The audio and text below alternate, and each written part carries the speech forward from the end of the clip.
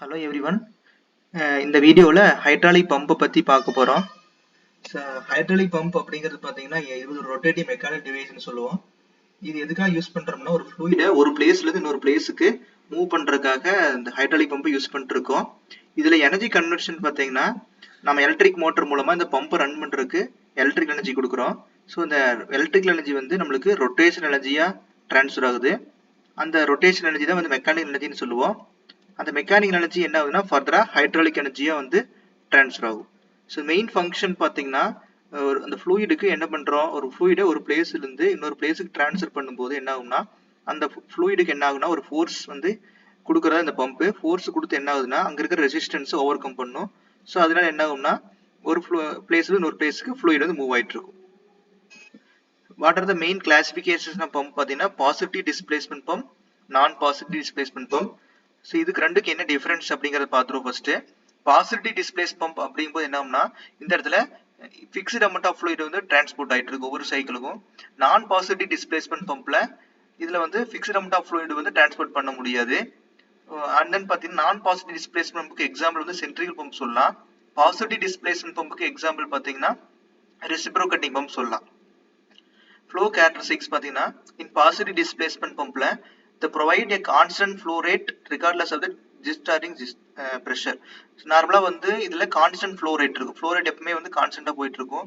But non positive displacement பம்ப்ல the flow rate varies with the discharge and also output is not directly proportional to the pump speed. But positive டிஸ்பிளேஸ்மெண்ட்ல output வந்து ஸ்பீடுக்கு ப்ரொபோஷனலா இருக்கும். Speed increase ஆச்சுன்னா output increase ஆகும், speed decrease ஆச்சுன்னா அவுட்புட்டும் டிக்ரீஸ் ஆகும். பாசிட்டிவ் டிஸ்பிளேஸ்மெண்ட் எங்கெல்லாம் யூஸ் பண்றாங்க பார்த்தீங்கன்னா ஹை விஸ்காசிட்டி ஃப்ளூயிட்ஸ்ல யூஸ் பண்றாங்க, ஹைட்ராலிக் சிஸ்டம்ல யூஸ் பண்றாங்க. நான் பாசிட்டிவ் டிஸ்பிளேஸ்மெண்ட் பம்ப் எங்க யூஸ் பண்றாங்கன்னா water supply, cooling system and other processes where high flow rates are essential. Okay, இதான் வந்து பாசிட்டிவ் டிஸ்பிளேஸ்மெண்ட்டுக்கும் நான் பாசிட்டிவ் டிஸ்பிளேஸ்மெண்ட் பம்புக்குள்ள டிஃபரன்ஸ். மேஜர் கிளாசிஃபிகேஷன் பார்த்தோம். அண்ட் தென் அந்த பாசிட்டிவ் அண்ட் நான் பாசிட்டிவ் டிஸ்பிளேஸ்மெண்ட் பம்போட கிளாசிஃபிகேஷன் பார்க்கலாம். ஸோ டைனமிக் பம்ப் வந்து already சொன்ன மாதிரி பாசிட்டிவ் டிஸ்பிளேஸ்மெண்ட் அண்ட் நான் பாசிட்டிவ் டிஸ்பிளேஸ்மெண்ட் பம்ப். இந்த நான் பாசிட்டிவ் டிஸ்பிளேஸ்மெண்ட் பம்ப்னு என்ன சொல்றோம்னா டைனமிக் ப்ரெஷர் பம்ப்னு சொல்லுவோம். ஸோ அது வந்து ஃபர்தரா மறுபடியும் 3 கிளாசிஃபிகேஷன்ஸாக பிரிக்கலாம்: centrifugal, propeller and turbine pump. Positive displacement pump அப்படிங்கும்போது என்னன்னா ரெசிப்ரோகேட்டிங் அண்ட் ரோட்டரின்னு சொல்லலாம். ரெசிப்ரோகேட்டிங்ல பிஸ்டன் அண்ட் டயப்ரம், ரோட்டரியில வந்து பார்த்தீங்கன்னா மேபி ஃப்ளோப் யூஸ் பண்ணலாம், வேன் யூஸ் பண்ணியிருப்பாங்க, யூஸ் பண்ணி ஃப்ளூயிடை டிரான்ஸ்ஃபர் பண்ணியிருப்பாங்க. ஓகே, ஸோ இதுதான் வந்து பாசிட்டிவ் டிஸ்பிளேஸ்மெண்ட் பம்ப்னா ஆல்ரெடி சொன்ன மாதிரி fixed amount of fluid transport பண்ணியிருப்பாங்க. இதில் வந்து பார்த்தீங்கன்னா இதில் வந்து wide range of viscosity of fluid transfer பண்ண முடியும். நார்மலாக ஹை ப்ரெஷர் அப்ளிகேஷன் யூஸ் பண்ணுவாங்க. நான் பாசிட்டிவ் டிஸ்பிளேஸ்மெண்ட் பம்ப்ல என்னன்னா ஃபிக்ஸ்ட் அமௌண்ட் ஆஃப் ஃப்ளூயிட் நம்ம டிரான்ஸ்போர்ட் பண்ண முடியாது, ஆல்ரெடி சொன்ன மாதிரி. இதுக்கு ஒரு எக்ஸாம்பிள் பார்த்தீங்கன்னா சென்ட்ரல் பம்ப் சொல்லுவோம். ஓகே, இது வந்து லோ விஸ்காசிட்டி ஃப்ளூயிடுக்கு யூஸ் பண்ணுறாங்க. அண்ட் தென் இது வந்து கண்டினியூஸ் ஃப்ளோ வந்து இருக்காது, ஏன்னா நம்மளுக்கு ஃப்ளோ ரேட் வந்து கான்ஸ்டன்டா இருக்கு, மெயின்டைன் பண்ண முடியாது. ஓகே, ஸோ நெக்ஸ்ட் இந்த நான் பாசிட்டிவ் டிஸ்பிளேஸ்மெண்ட் பம்ப்ல சென்ட்ரல் பம்ப் வந்து மேஜர் ரோலா இருக்கு. அதை பத்தி சென்ட்ரல் பம்ப்னா என்ன, எங்கெல்லாம் யூஸ் பண்றாங்க, அதோட ஒர்க்கிங் பிரின்சிபல் என்ன அப்படிங்கறத பார்க்கலாம். சென்ட்ரிபிள் பம்ப்ங்கிறது என்ன பார்த்தா it is common type of pump for transferring the fluids. இதுல வந்து நார்மலா வந்து ஒரு ரொட்டேட்டிங் இம்பல்லர் இருக்கும். அந்த ரொட்டேட்டிங் இம்பல்லர் என்ன பண்ணுதுன்னா ஒரு ஃப்ளூயிடை என்ன பண்ணுது டிரான்ஸ்ஃபர் பண்ண யூஸ் பண்றாங்க. இதுல வந்து சென்ட்ரிபிகல் ஃபோர்ஸ் வந்து அப்ளை ஆயிட்டு இருக்கும். இந்த சென்ட்ரிபிகல் பம்ப் வந்து லார்ஜ் குவான்டிட்டிஸ் ஆஃப் ஃப்ளூயிடை டிரான்ஸ்ஃபர் பண்ண யூஸ் பண்றது. And then very high flow ரேட்ல ரன் பண்ணலாம். இது வந்து நார்மலா வந்து ரிலேட்டிவ்லி லோ விஸ்காசிட்டி ஃப்ளூயிடுக்கு டிரான்ஸ்ஃபர் பண்றதுக்காக இந்த சென்ட்ரிபிகல் பம்ப் யூஸ் பண்ணிட்டு இருக்காங்க. ஓகே, எங்கெங்கெல்லாம் யூஸ் பண்றாங்க அப்ளிகேஷன்ஸ் பார்த்தீங்கன்னா energy and oil industries for pumping oil, mud, slurry and refining purposes and power plants, and then wastewater treatment systems, irrigation, municipal plants, flood protection procedures and gas system use பண்றாங்க. The chemical and petrochemical, food and medicinal industries such as hydrocarbons, cellulose, sugar distilling and beverage productions க்கு use பண்ணிருக்காங்க. Aerospace and industrial applications க்கு நார்மலா use பண்றாங்க. And then fire production system ventilation, heating and ventilation, boiler feed வாட்டருக்கும், pressure boosting and fire செக்யூரிட்டிக்கும் நம்ம வந்து நார்மலா யூஸ் பண்ணிருக்காங்க. இரிகேஷன், இதுல இருக்கிற மேஜர் அப்ளிகேஷன்ஸ் எல்லாமே வந்து சென்ட்ரிபிகல் பம்ப் தான் யூஸ் பண்ணிருக்காங்க. Okay, working principal. So working principal என்னன்னு பார்த்தீங்கன்னா இதுல வந்து என்ன பிரின்சிபல் ஒர்க் ஆகுதுன்னா ஃபோர்ஸ்டு வொர்டெக்ஸ் ஃப்ளோ அப்படின்னு சொல்லுவோம். ஃபோர்ஸ்டு வொர்டெக்ஸ் ஃப்ளோ அப்படின்னு என்னன்னு பார்த்தீங்கன்னா when a certain mass of fluid rotates by an external force there is an increase in the pressure head of the fluid. அதாவது ஒரு காம்பவுண்ட் வந்து ரொட்டேட் ஆயிட்டு இருக்கும்போது அதுல வந்து ஃப்ளூயிட் போயிட்டு இருக்கு அப்படின்னா அந்த ஃப்ளூயிட்ல என்ன ஆகும்னு பார்த்தீங்கன்னா there is increase in the pressure head. So இந்த ஃப்ளூயிட் உள்ள போயிட்டு இருக்கு அப்படின்னா அந்த ஃப்ளூயிட் வந்து இது இம்பலரால ரொட்டேட் பட்டுச்சு அப்படின்னா அப்போ என்ன ஆகும்னா there is increase in the pressure head. It means that என்னன்னு பார்த்தீங்கன்னா இந்த ஃப்ளூயிட் வந்து ஃப்ளூயிட்ல சம் சென்ட்ரிபிகல் ஃபோர்ஸ் வந்து நமக்கு ஜென்ரேட் ஆகும். இந்த சென்ட்ரிபிகல் ஃபோர்ஸ்னால இன்லெட்ல இருந்து அவுட்லெட்டுக்கு ப்ரெஷர் ஆஃப் த ஃப்ளூயிட் வந்து டிரான்ஸ்போர்ட் ஆயிட்டு இருக்கும். ஃப்ளூயிட் வந்து இங்க இன்லெட்ல இருந்து அவுட்லெட்டுக்கு போயிட்டு இருக்கும். Okay, operation. இப்போ centrifugal பம்ப்ல rotation energy coming out from the motor into the energy into moving fluid. நார்மலா சென்ட்ரிபிகல் பம்ப் என்ன பண்ணுவாங்க, ஒரு ஷாஃப்ட் மூலமா ஒரு மோட்டர்ல கனெக்ட் பண்ணிடுவாங்க. அப்போ மோட்டர் ரன் ஆகும்போது நம்மளுக்கு என்ன ஆகும்னா ரொட்டேஷன் எனர்ஜி கிடைக்கும். இந்த ரொட்டேஷனல் எனர்ஜி தான் என்ன பண்றோம்னா இந்த ஃப்ளூயிடுக்கு டிரான்ஸ்ஃபர் பண்றோம்.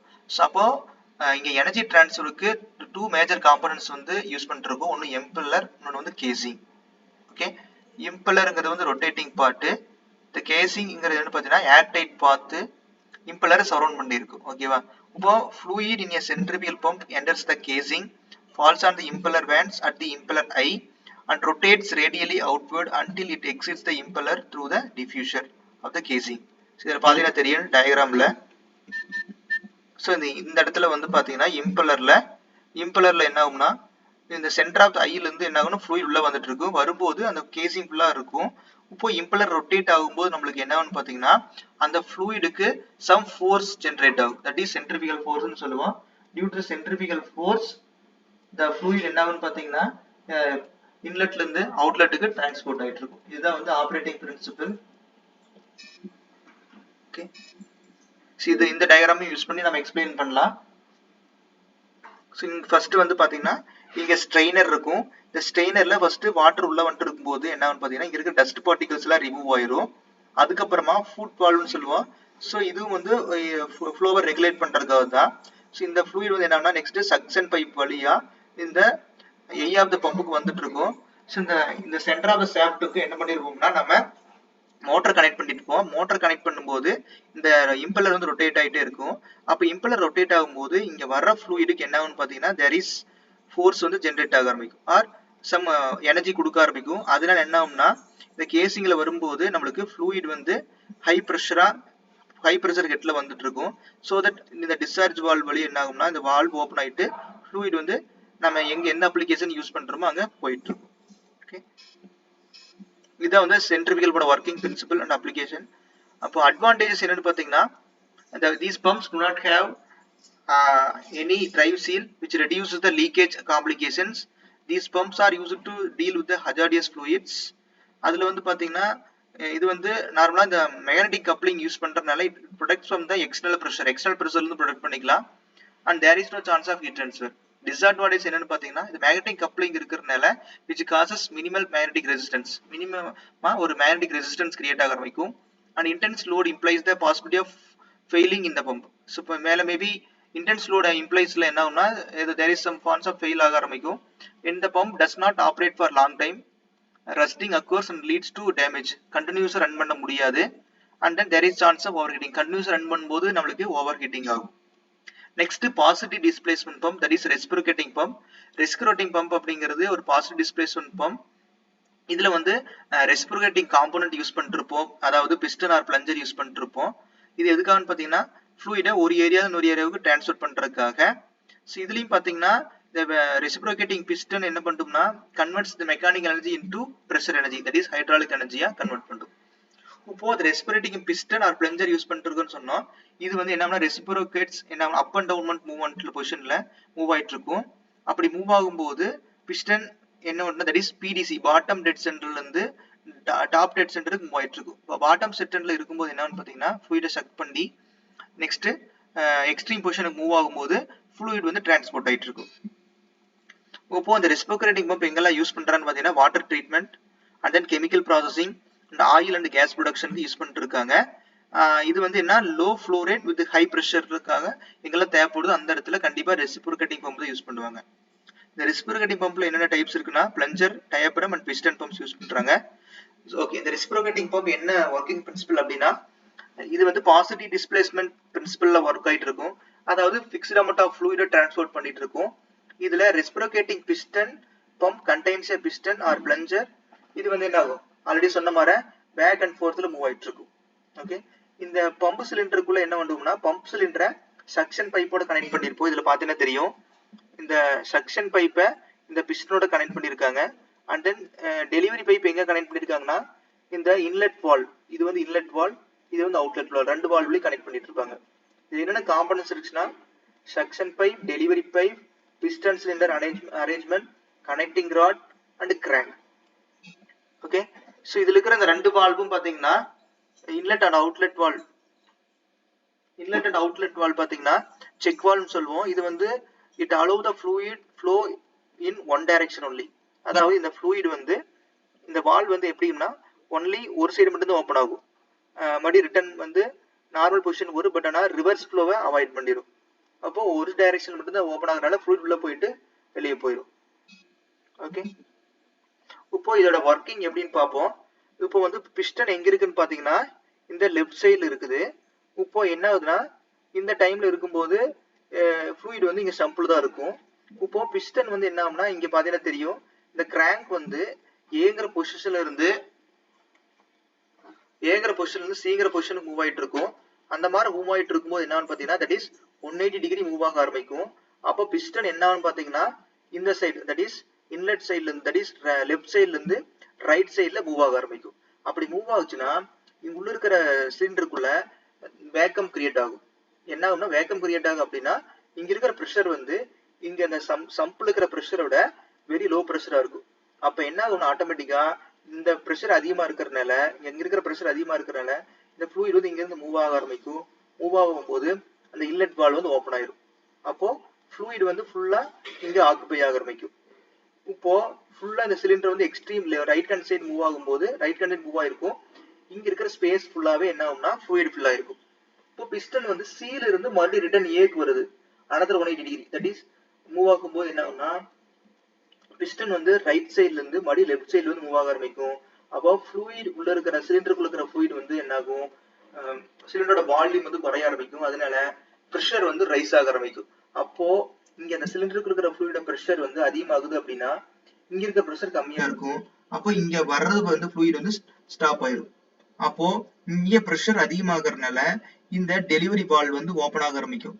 ஏன்னா இங்க ஹை ப்ரெஷர் இருக்கிறதுனால ஓப்பன் ஆயிட்டு இந்த டெலிவரி பைப் வழியா வாட்டர் வந்து என்ன அப்ளிகேஷன் யூஸ் பண்றோமோ அங்க வந்து டிரான்ஸ்போர்ட் பண்ணிட்டு இருப்பாங்க. அவ்வளவு அதோட working very simple. Next one பாத்தீங்கன்னா டபுள் ஆக்டிங் ரெசிப்ரோகேட்டிங் பம்ப். இதான் அதோட diagram. Double acting reciprocating pump அப்படின்னா, ஒரு சைடு சக்ஷன் நடக்குதுன்னா இன்னொரு சைடு வந்து டிஸ்சார்ஜ் நடந்துட்டு இருக்கும். அதுதான் வந்து இதோடது. இன்னொரு சைடு டிஸ்சார்ஜ் நடக்குதுன்னா இந்த சைடு சக்ஷன் நடக்கும்.